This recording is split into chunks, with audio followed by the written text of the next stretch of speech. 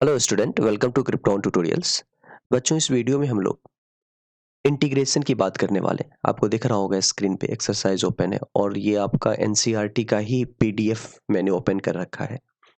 Basically हम लोग एक सीरीज स्टार्ट करने वाले हैं जिसमें पूरा एनसीईआरटी डिस्कस होगा, जिसका कि मैंने पहला वीडियो जो मैंने बनाना सही समझा है इंटीग्रेशन वाले पार्ट पे, क्योंकि कैलकुलस का एक पार्ट है और कैलकुलस का मेजर पार्ट बोर्ड एग्जाम में आने वाला है, तो मैंने इसलिए यहाँ से चीज़ें स्टार्ट करा है। ठीक है, वीडियो का मेन फोकस होगा कि आपको कुछ थ्योरी पार्ट समझाया जाए और इस तरह से थ्योरी पार्ट समझाया जाए ताकि आप एक्सरसाइज खुद से सॉल्व कर सको। ऑल्दो वीडियोस एक्सरसाइज सॉल्व करते हुए मैं डालूंगा, मतलब जैसे 7.1 पहला एक्सरसाइज है उसका सॉल्यूशन वीडियो भी आपको मेरे चैनल पे मिल जाएगा। तो वो भी चीज़ें हम लोग डिस्कस करने वाले हैं, स्टार्ट करने वाले हैं और उसी डायरेक्शन में काम होगा।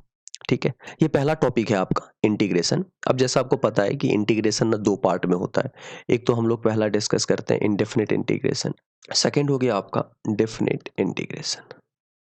ये दोनों अपन बारी बारी से डिस्कस करेंगे, बट पहला जो है आपका इसमें इंडेफिनिट है, तो इंडेफिनिट डिस्कस किया जाएगा। ठीक है बच्चों, तो स्टार्ट करते हैं। मैं आपको एनसीईआरटी से ही थ्योरी पार्ट समझाने की कोशिश करूंगा और उन्हीं चीज़ों पे फोकस किया जाएगा जो आपको एक्सरसाइज सॉल्व करने में हेल्प करेंगे। तो अब सबसे पहला चीज़ है, क्या बोला गया, integration as the inverse process of differentiation. मतलब इंटीग्रेशन जो बेसिकली है डिफरेंशिएशन का उल्टा है। ठीक है, अब इस चीज को समझो। देखो उन्होंने यहाँ लिखा भी है कि साइन एक्स का डेरिवेटिव क्या होता है, कॉस एक्स। साइन एक्स का d by d x of sine x is equal to cos x, मतलब साइन एक्स का डेरिवेटिव कॉस एक्स। तो कॉस एक्स का इंटीग्रेशन क्या होना चाहिए, साइन एक्स होना चाहिए, तभी तो हुआ ना इनवर्स प्रोसेस ऑफ डिफरेंशिएशन। तो इस चीज को मैथमेटिकली आप ये लिखेंगे कि अगर कोई फंक्शन है एफ एक्स, इसको डिफरेंशिएट किया अपन ने, एक मिनट, अगर कोई फंक्शन है बच्चों एफ एक्स, इसको अपन ने डिफरेंशिएशन किया और यहां से मान लीजिए जी एक्स आया आपके पास, एफ एक्स को डिफरेंशिएट किया जी एक्स आया, तो जी एक्स को जब अपन इंटीग्रेट करेंगे तो क्या आ जाएगा आपका एफ एक्स आ जाएगा। जी एक्स के इंटीग्रेशन में एफ एक्स आ जाएगा, तो ये चीज समझिए। तो यही है आपका inverse process of differentiation. Integration क्या है, as an inverse process of differentiation. इस चीजों को और अपन और अच्छे से समझ सकते हैं। मैथमेटिकली लिखने का तरीका ये होता है कि देखो, if d by d x of g x is equal to f x, क्या लिखा है मैंने, d by d x of g x, मतलब जी एक्स का डेरिवेटिव एफ एक्स है, then integration of f x d x is equal to g x plus c. पूरा mathematically लिखा है मैंने कि अगर जी एक्स का डेरिवेटिव एफ एक्स है तो इंटीग्रेशन ऑफ एफ एक्स क्या होगा, जी एक्स प्लस सी। ये जो आपका एफ एक्स है इसको पूरा क्या पढ़ोगे, एफ एक्स इंटीग्रेशन, इंटीग्रेशन ये जो साइन है that is a sign of integration, तो integration of f x with respect to x, पूरा पढ़ने का तरीका है। Where f x is integrand, इसको क्या नाम देते हैं अपन, इंटीग्रैंड। और ये बच्चों मैंने ना एक सी चिपका है, समझना ये सी क्या चमत्कारी चीज है। इसको हम लोग नाम देते हैं इंटीग्रेशन कांस्टेंट। इंटीग्रेशन कांस्टेंट ये यहां भी दे रखा है, देखो यहां भी सी चल रहा है। ठीक है, तो ये भी किस हिसाब से यूज कर रहे हैं अपन समझेंगे। देखो, ये जो c है ना आपका, अब किसी भी फंक्शन का आप इंटीग्रेट करते हो ना, जैसे यहाँ देखो sin x का डेरिवेटिव क्या होता है, cos x, पता है आपको, तो cos x का इंटीग्रेशन तो आप इस तरह से लिखोगे, cos x dx is equal to sin x होगा, ये मेन फंक्शन हो गया, साथ में एक c चिपकाते हैं। तो ये c भी समझेंगे अपन क्यों चिपकाते हैं। ठीक है, इनफैक्ट समझ ही लेते हैं क्यों चिपकाते हैं, देखो क्यों चिपकाते हैं। अच्छा देखो, अब यहीं से देखते हैं। अब अगर आपसे बोला जाए साइन एक्स, ठीक है, प्लस वन, इसका डिफरेंशिएशन, तो क्या लिखोगे, कॉस एक्स लिखोगे। क्लियर ना, साइन एक्स सी समझ रहे हैं आप पर कि ये सी क्या है, साइन एक्स प्लस टू का डिफरेंशिएशन, ये भी क्या होगा, कॉस एक्स, क्योंकि साइन एक्स का डेरिवेटिव क्या हो जाता है, कॉस एक्स। वन का डेरिवेटिव तो बच्चों जीरो ही होता है। एक और ले लेता हूं ताकि और अच्छे से आपको समझ में आएगा, साइन एक्स प्लस थ्री का डिफरेंशिएशन, अगेन ये क्या होगा, cos x, समझिएगा। तो इन सब का डिफरेंशिएशन किसके बराबर है, cos x। And according to differentiation integration relation, क्या बोला है मैंने, अब अगर ये यहाँ पे मान लीजिए ये एक फंक्शन है, ये एक फंक्शन है जिसका डिफरेंशिएशन है cos x, तो cos x का इंटीग्रेशन क्या होगा, sin x प्लस 1। तो पहले वाले रिलेशन के according integration of cos x should be sin x plus 1। Second वाले रिलेशन के according integration of cos x should be sin x plus 2। Third वाले रिलेशन के according integration of cos x should be sin x plus 3 होना चाहिए ये चीज, क्योंकि यही बोला है मैंने यहाँ पे, तो यही चीजें सिखाया है। बट आपको ही पता है कि cos x ये तीनों तो सेम है, तो इनका जब इंटीग्रेशन करोगे तो कोई एक ही चीज आएगा ना, या तो sin x प्लस 1 आना चाहिए, या तो sin x प्लस 2 होना चाहिए, या तो sin x प्लस 3 होना चाहिए। बट यहाँ तो दिख रहा है अपने को, तो इसलिए अपन क्या करते हैं कि जब integration of cos x dx लिखोगे ना, तो यहाँ पे लिखते हैं अपन sin x प्लस c। अब देखो, जब आप फर्स्ट वाले में इंटीग्रेशन ऑफ cos x लिख रहे हो तो क्या लिखोगे, sin x प्लस c। तो फर्स्ट केस में c किसके बराबर हो गया, 1 के बराबर। सेकंड केस में c किसके बराबर हुआ, 2 के बराबर। थर्ड केस में c किसके बराबर हुआ, 3 के बराबर। तो जब भी अपन ये जो पॉइंट था आपका, जब भी ये इंटीग्रेशन कांस्टेंट चिपकाते हैं ना, तो ये इंटीग्रेशन कांस्टेंट बेसिकली उस कांस्टेंट के बदले आता है। ये c किसके बदले आया है, 1 के बदले। 1 क्या था, डिफरेंशिएशन में वो 0 हो गया था बेचारा, क्योंकि कांस्टेंट का डेरिवेटिव 0 हो जाता है। ये इंटीग्रेशन कांस्टेंट फिर अपन इसलिए चिपकाते हैं, उस कांस्टेंट के लिए चिपकाते हैं जो कहीं न कहीं 0 हो गया है ड्यू टू डिफरेंशिएशन। तो ये एक लॉजिक है। क्लियर ना चीजें। तो यहाँ हमेशा ध्यान रखिएगा, इंटीग्रेशन के अंदर हमेशा अपन जहां भी इंटीग्रेशन आएगा एंड में एक कांस्टेंट चिपका देंगे। ये बिल्कुल मत सोचिएगा कि ये c कोई इंटीजर होता है, जस्ट c एक कांस्टेंट है, रियल नंबर होगा, कुछ भी हो सकता है। क्लियर चीजें। तो ये वाला पूरा चीज मैथमेटिकली याद रखिएगा, ये आपके काफी काम आएगा। ठीक है। Function with same derivative differ by constant, clear, सही चीज है ना। Function with same derivative differ by constant, ऊपर यही सेम पॉइंट मैंने डिस्कस किया कि sin x प्लस 1 का जो डेरिवेटिव होगा, sin x प्लस 1 का जो डेरिवेटिव होगा, यहाँ जो पॉइंट डिस्कस किया, फंक्शन विथ सेम डेरिवेटिव, जैसे ये एक फंक्शन है, ये एक फंक्शन है, ये एक फंक्शन है, ये सब फंक्शन है, इनका सेम डेरिवेटिव है, तो इन सब के बीच में डिफरेंस काहे का है, कांस्टेंट का डिफरेंस है। यही पॉइंट आपको यहाँ पे बताया गया है। ठीक है, तो ये ध्यान रखिएगा। अब देखो, यहाँ पे जो ये पूरा पॉइंट दे रखा है, इसको समझते हैं, इस टेबल को। Integration of f x d x, integral of f with respect to x, इसका मतलब हुआ एफ का इंटीग्रेशन एक्स के रेस्पेक्ट में। और हमेशा अपन फंक्शन को जो इंटीग्रेट करते हैं, फंक्शन ऑलवेज जो अपन उसको इंटीग्रेट करते हैं, कोशिश करते हैं उसके वेरिएबल के रेस्पेक्ट में इंटीग्रेट करें। समझ में आई चीजें। मतलब जैसे एफ एक्स में वेरिएबल क्या है आपका, देखो यहाँ पे ये एफ एक्स लिखा है, मीन्स वेरिएबल क्या है, एक्स, तो उसको एक्स के रेस्पेक्ट में इंटीग्रेट करते हैं। अगर आप इसको ना पी के रेस्पेक्ट में इंटीग्रेट करोगे, तो ये तो एफ एक्स आपका कांस्टेंट की तरह काम करेगा। ठीक है, तो अब कांस्टेंट की तरह काम करेगा तो उसको अपन बाहर ले लेते हैं। अब ये एफ एक्स क्या, इंटीग्रेंट, ये बता दिया आपको, ये बता दिया मैंने, ऊपर ही लिख दिया था।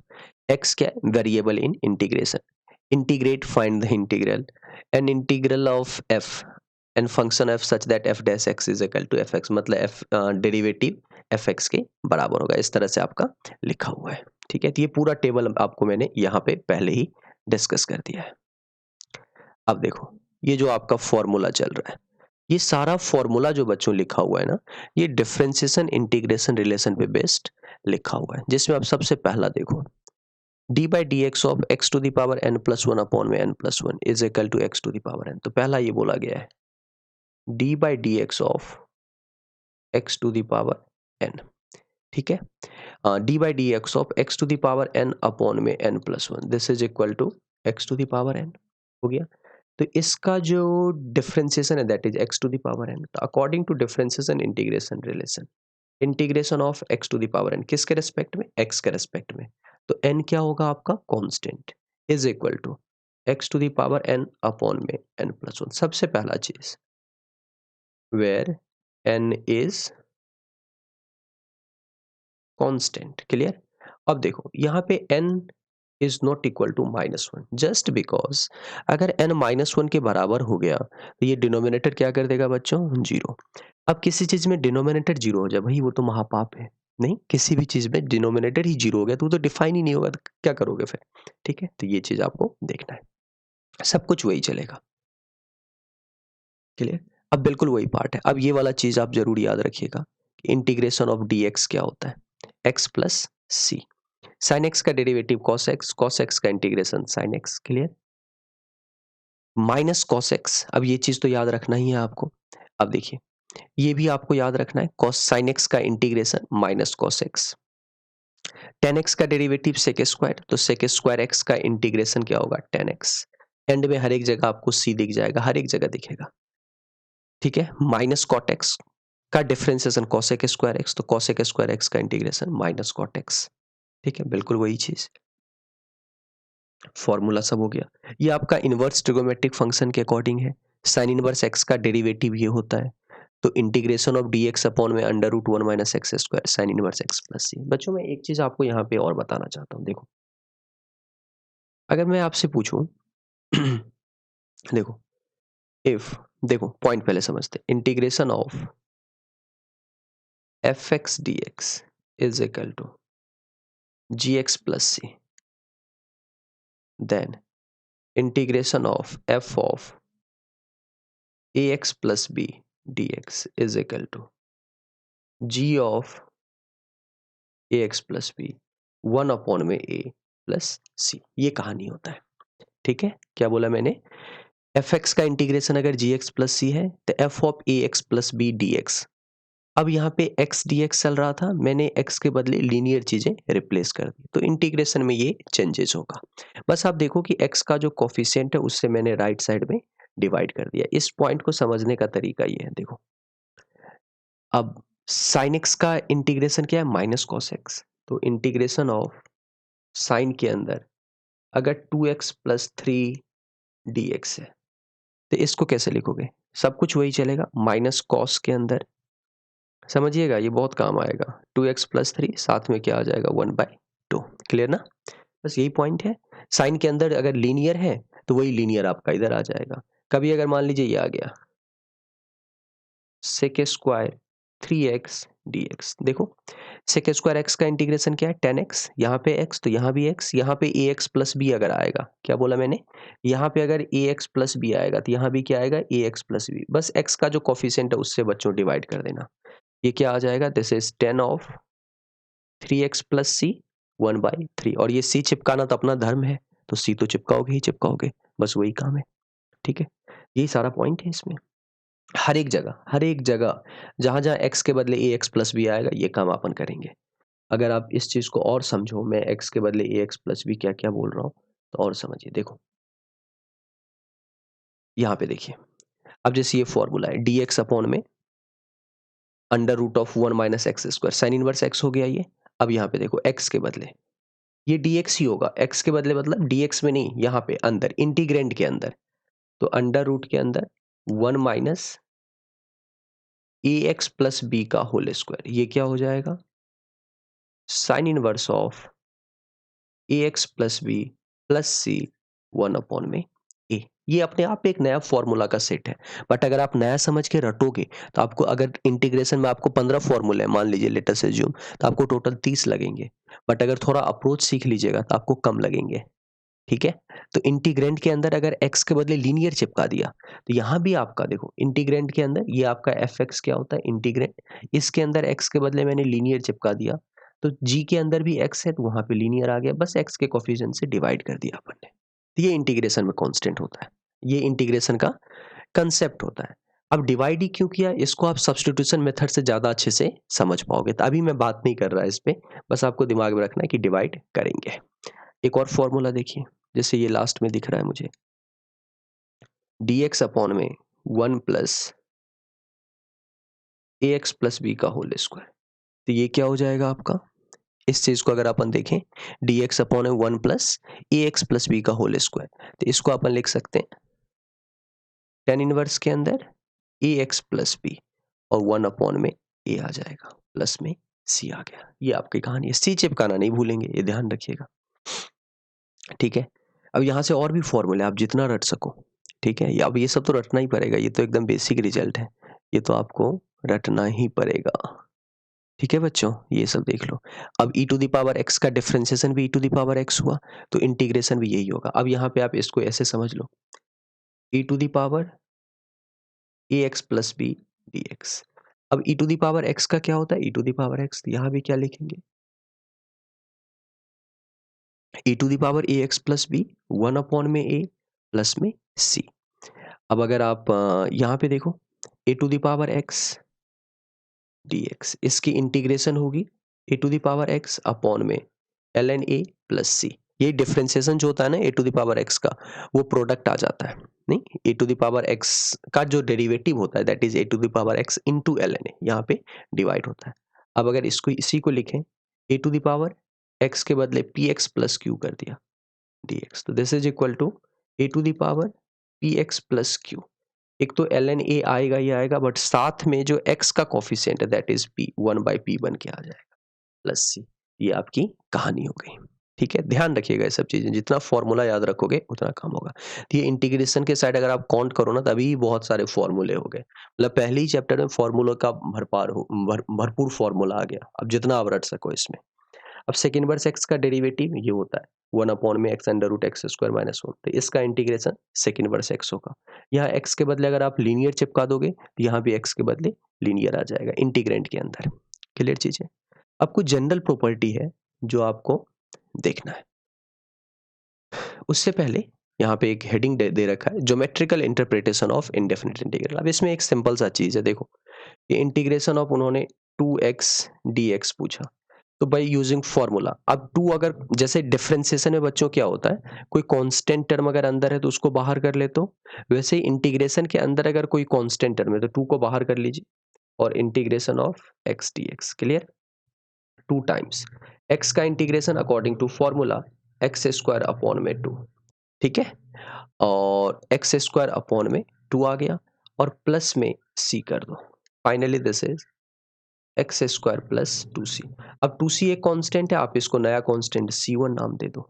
आया बात समझ में। ये आपका इंटीग्रेशन हो गया। क्लियर चीज है। तो यही चीज बोला जा रहा है कि इंटीग्रेशन ऑफ 2x के आ गया एक्स स्क्वायर प्लस एक नया कांस्टेंट।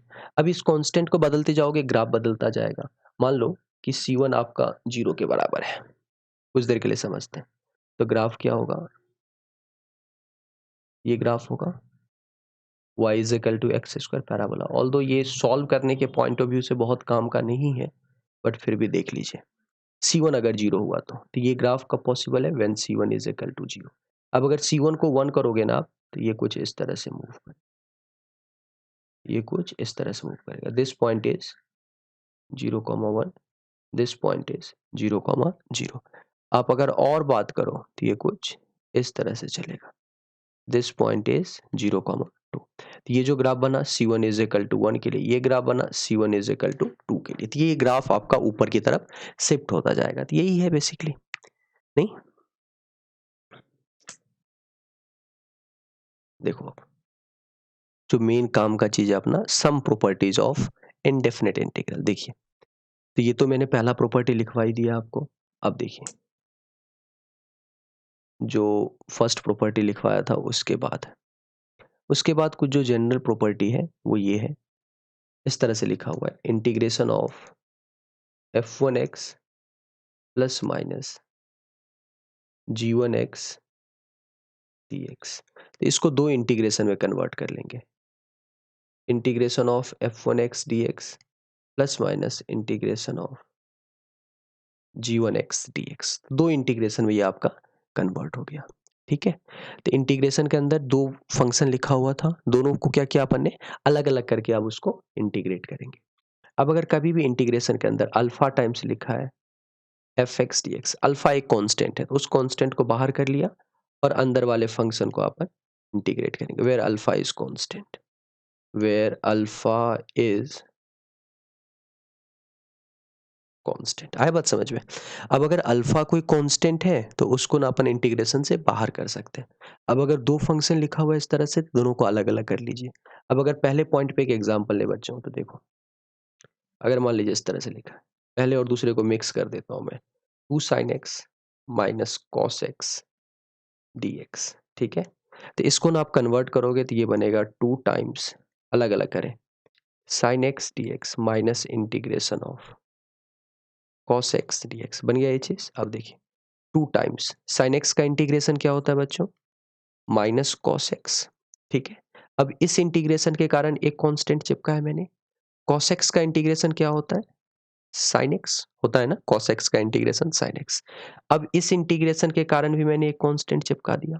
पहले आप मेन पार्ट पे फोकस करो, this is minus 2 cos x minus sine x plus C1 plus C2। बच्चों का क्या आदत होता है ना, ये कांस्टेंट सब ये इतना लिखते जाते हैं, बट आप सिंपल सा सोचो, ये भी एक कांस्टेंट, ये भी एक कांस्टेंट, सबको क्लब करके एक नया नाम दे दिया।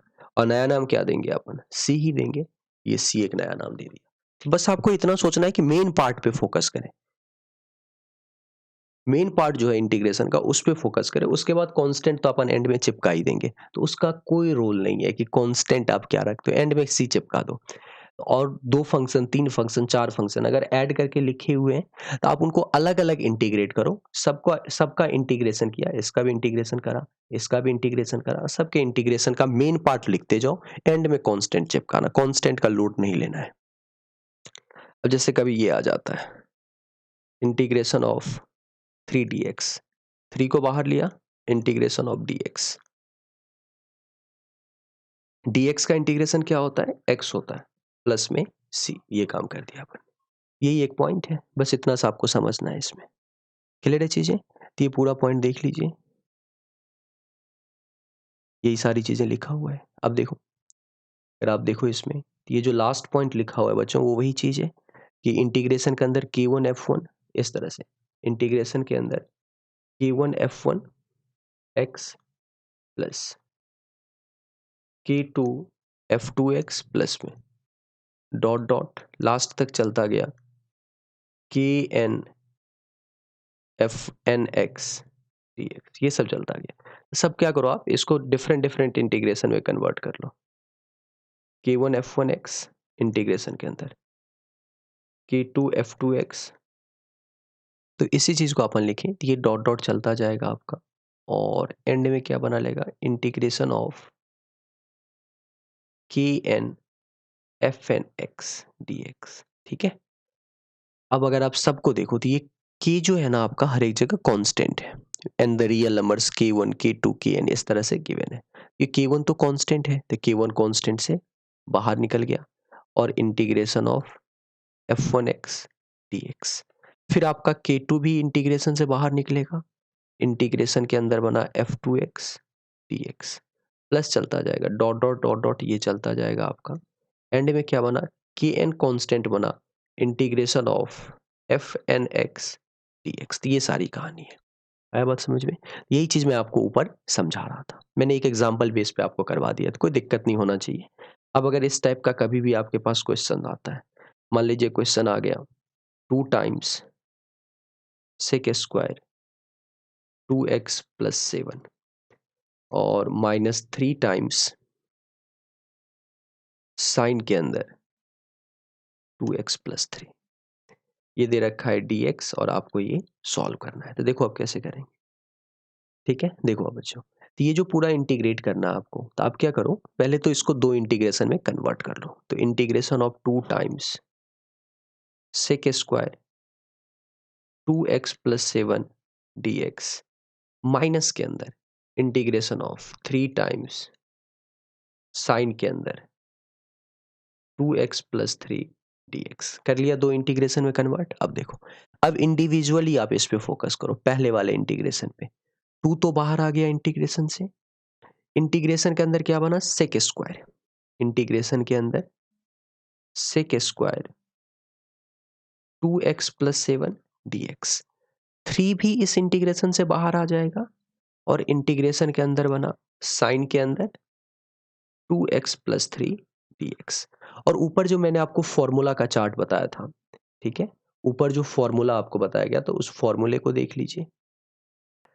ऊपर जो ये फॉर्मूला बताया गया, इसको तो आप जरूर अपने कॉपी में नोट कर लीजिएगा अच्छे से। ये पूरा तो लिख ही लेना, यहाँ पे जो इंटीग्रेशन का सारा चीज दे रखा है, ये जो सारा दे रखा है आपको, ये तो नोट करना ही पड़ेगा इधर वाला पार्ट। साथ में आप कोशिश करो ये जो ax प्लस बी वाला मैंने कंसेप्ट बताया था, इसके रेस्पेक्ट में भी नोट कर लें तो ज़्यादा बेटर होगा आपके लिए। क्या होगा, चीज़ें याद हो जाएगी आपको, नहीं तो आप फिर भूल जाओगे। क्लियर ना? अब यहाँ पे मैं सॉल्व कर रहा था, ठीक है? देखो अब मैंने क्या बोला, अब ये सेक स्क्वायर 2x प्लस 7। अब आप फॉर्मूला देख के देखोगे, अगर फॉर्मूला अगर देख के भी बोलो आप, तो सेक स्क्वायर चल रहा है तो ये 10 में आता है आपका, तो ये 10 टाइम्स आ गया 2x प्लस 7, और x का कोफिशिएंट चल रहा है, ये 1/2 आएगा -3। साइन 2x प्लस 3 का इंटीग्रेशन, साइन x का इंटीग्रेशन माइनस में जाता है, तो ये आपको लिखोगे माइनस में कॉस के अंदर 2x प्लस 3। क्लियर? और x का कोफिशिएंट 2 है तो ये 1/2 भी आ गया, और साथ में एक कांस्टेंट, दोनों इंटीग्रेशन के बदले एक कांस्टेंट चिपका दिया। यही आपका आंसर है।